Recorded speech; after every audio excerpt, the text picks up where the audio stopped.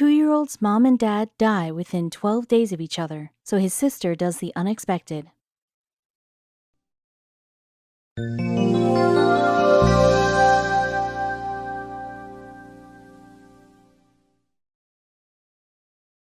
Not that long ago, Molly Schultz was just your average 25-year-old. In fact, she was incredibly lucky.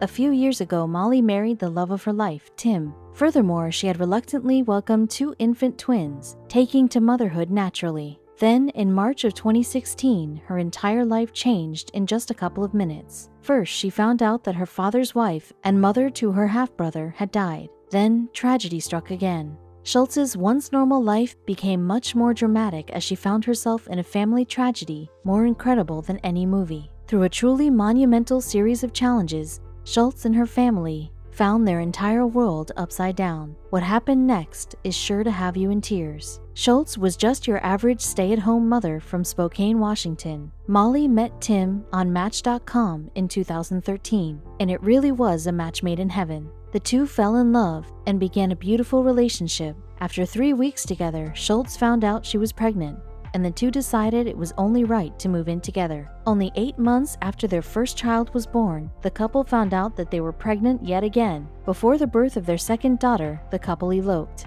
Soon, they also had a pair of twins, but this beautiful family of 5 was about to have their whole lives turned upside down. Molly Schultz was very close to her father. He raised her to be the best person she could possibly be and believed in her greatly. Molly even had him in the delivery room when she gave birth to her first daughter. Also, even though Molly lived on the West Coast and her father in Michigan, they stayed in touch and were always present in each other's lives. Then, life handed her a horrifying 1-2 punch.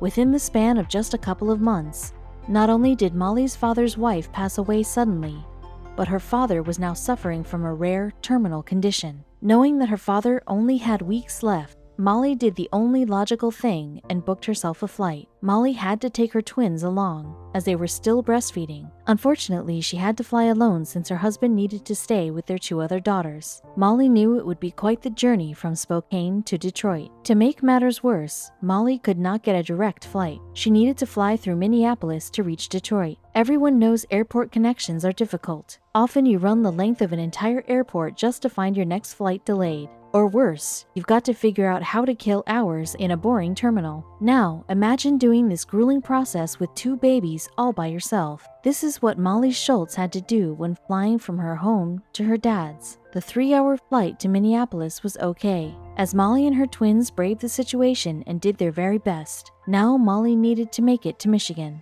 When she's home, Molly Schultz and her children follow a pretty strict schedule. There is a specific time for eating, playing, and sleeping. Suddenly, Molly couldn't do all of her normal activities. The problem was that her twins were with her and also affected by this change. Being only 7 months old, they were susceptible to change. If Molly didn't feed them or put them to sleep on schedule, problems always arose. Now, Molly was heading into unfamiliar territory. What would her schedule be like? Would she have time to feed her babies as they were accustomed to? How would they adjust? All these questions were burning in young Molly's mind. After the 3-hour flight, Molly and her twins landed in Minneapolis. Unfortunately, this was not going to be a quick connection. Instead, they suffered a very long layover.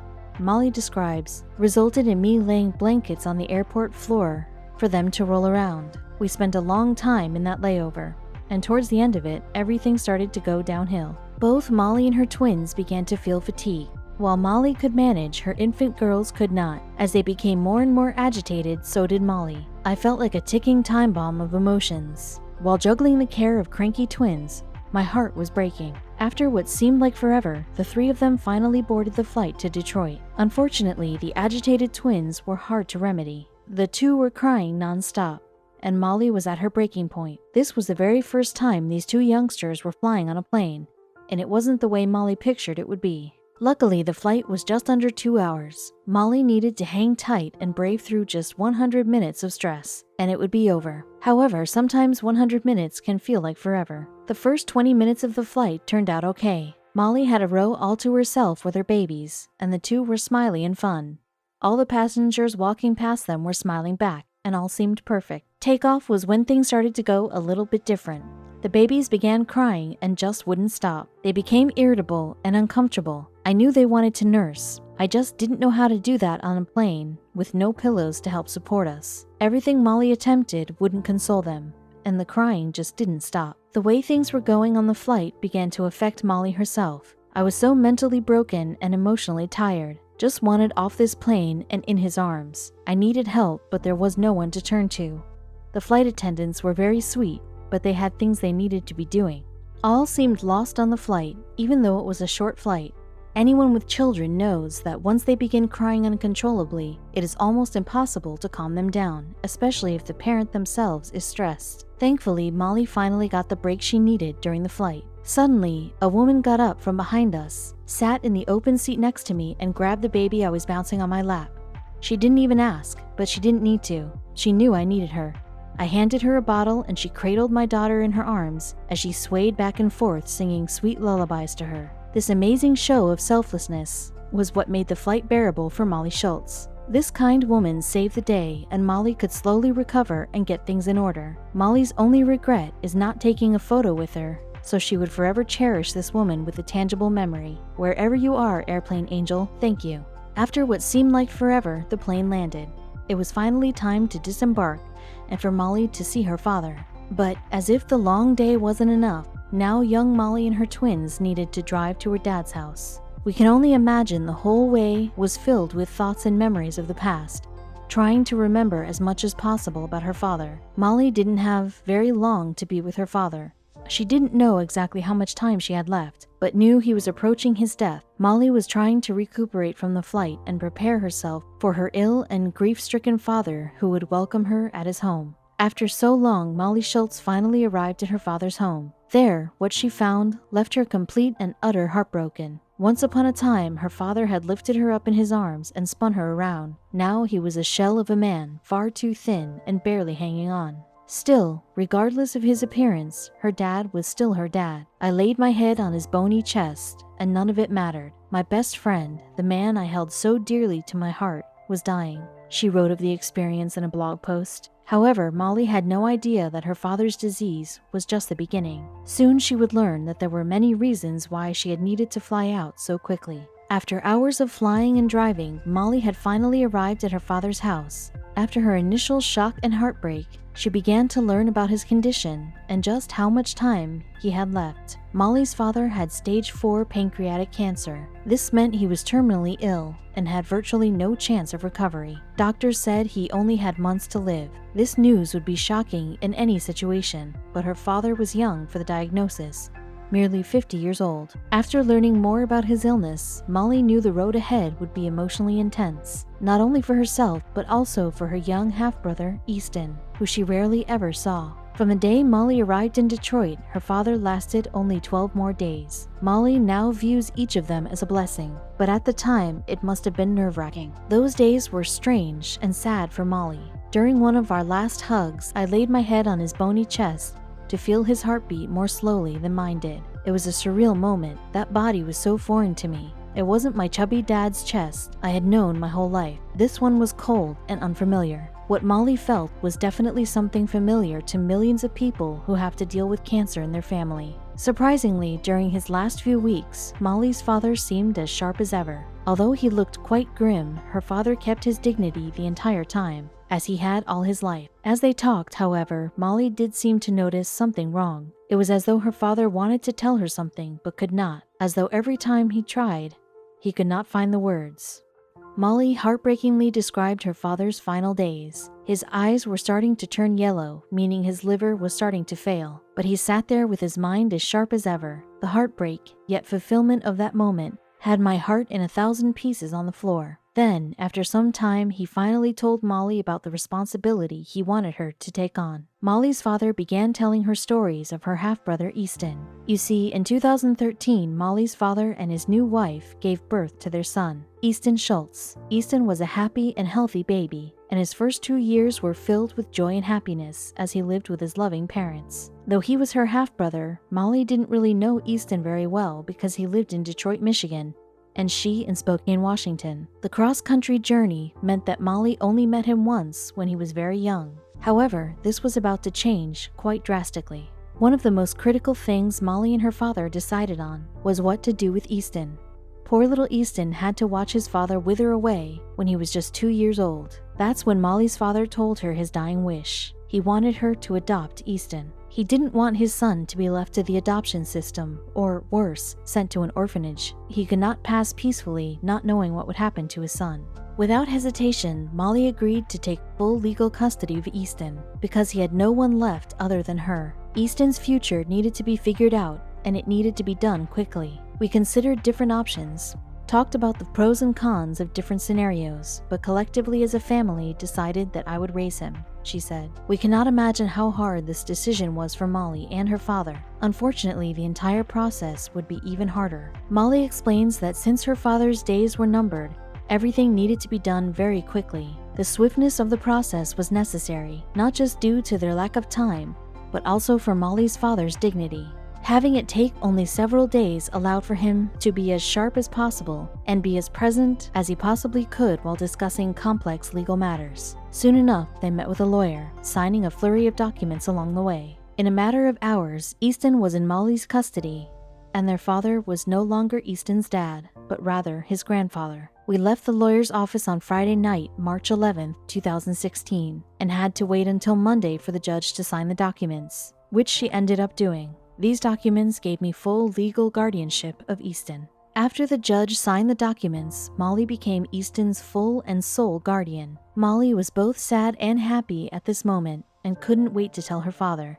I told my dad the great news, and he said to me, "Oh, Molly, that makes me so happy. I love you so much." These beautiful words would turn out to be her father's last words. That night, he went to bed knowing his son was taken care and could finally move on in peace. Molly definitely understood how her father hung on for so long. He put his son's life before his own, and only when everything was ready legally did he pass away. Easton's father passing meant that in the space of only 2 weeks, he attended the 2 most important funerals of his life. Both his parents passed away when he was so young and unable to truly understand what was going on. Luckily for him, both Tim and Molly were there for him to help him navigate those moments. Even though Molly went to Detroit alone, Tim met her there with their other children to attend her father's funeral. When Molly describes these harrowing days, he became an orphan unexpectedly in only 12 days. Nobody saw this coming. I think we all kept going through the motions, unable to process what exactly was happening. A few days after the funeral, it was time to head back west. This time, Molly was not only flying with her beloved husband and 4 daughters, but also with Easton. Molly and Tim were worrying the entire flight. How would Easton take it? He was raised as an only child, and now he had to share a house with 4 sisters. How would their daughters adjust? They didn't really know Easton that well, and now they lived with him. While Molly and Tim wanted to be strong for their babies and Easton, they were still 2 young people dealing with grief and significant changes. Thankfully, the initial transition into the family went very smoothly. This was a major relief to Tim and Molly Schultz. Their daughters welcomed their new brother into their home, and Easton was happy to assimilate into the Schultz's household. The first and critical days of living under the same roof went by relatively okay. Later on, the family struggled to find some balance and common ground.